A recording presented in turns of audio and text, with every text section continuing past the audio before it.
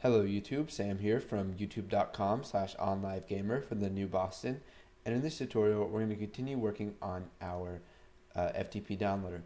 Now you may have been thinking to yourself that, well, what if they put in an invalid server? So let's say this is invalid. When I click Save Server Settings, you can see that if I click Home Directory, it's going to try and connect to that, and you may think it's going to freeze and crash. But you can see that our FTP client VB class library has this built into it, so that if it cannot connect to the FTP server, it's going to show them a message box saying that it could not be resolved, so it could not connect. Now this is something that makes our lives a whole lot easier when we're building this program, because it checks for us automatically and it already has error exception handling in it.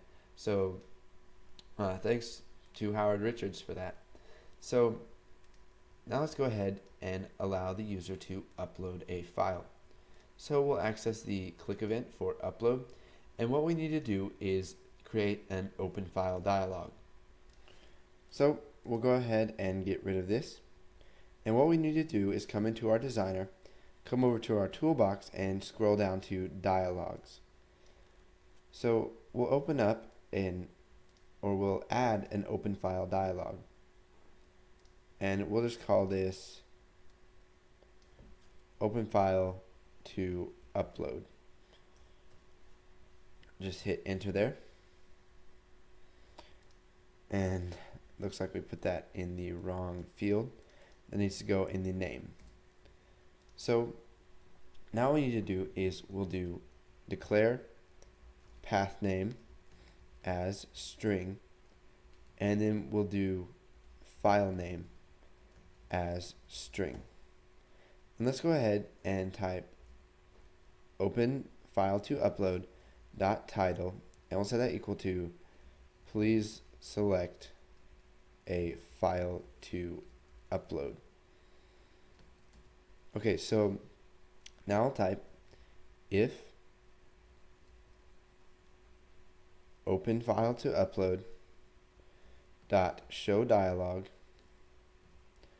is equal to Windows, or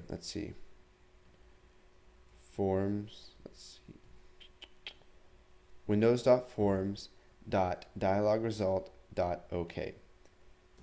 So if the dialog result is equal to OK, then what do we want to do?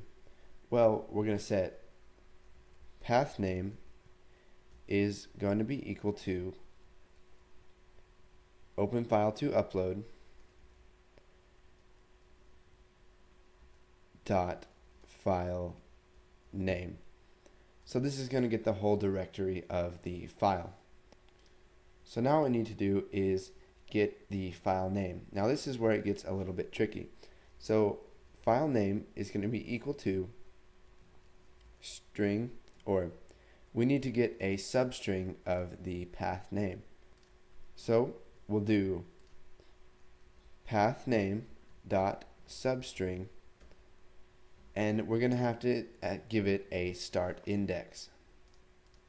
So what we're going to do is type path file, or not path file, path name dot last index of. So it says reports the index position of the last occurrence of a specified character within this instance. So the last occurrence of, I believe it's going to be a backslash. So at the last index of this, we just want to add 1.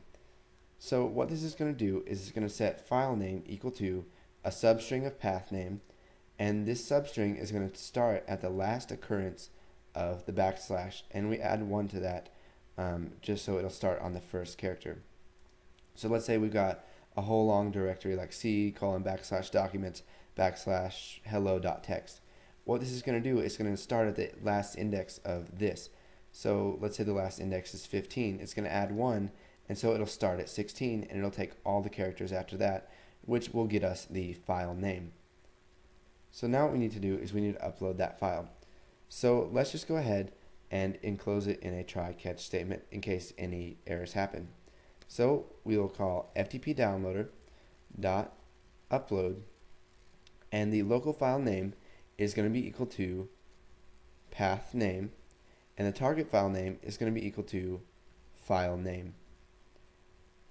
And then let's see here. We'll go ahead and catch this exception. So messagebox.show ex.message. So the reason we're doing a try catch is because we might get a network error, and also these might be set to null. So let's go ahead and minimize out of that. Now I know this part right here can be a little confusing, but if you play around with this and see changing the last index of this, or if you go back to the substrings tutorial and you look at this, you will be able to figure it out and see what's going on. So I'll go ahead and run this. So go ahead and click upload, and let's just go to my desktop, and let's just upload Popeye to the FTP server. So we'll click open, and it's going to open up that file, and it's going to upload it to the server. Now you can see that nothing's showing up right here. So what we need to do, whenever they upload, we're going to need to refresh the list. Now we'll go ahead and run this.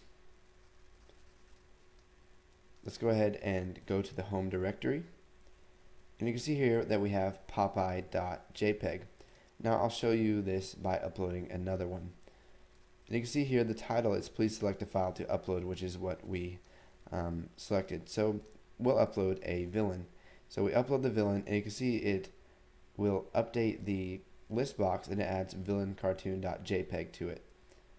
So go ahead, add this code in to upload a file, and once you've done that, if you understand it, move on to the next tutorial.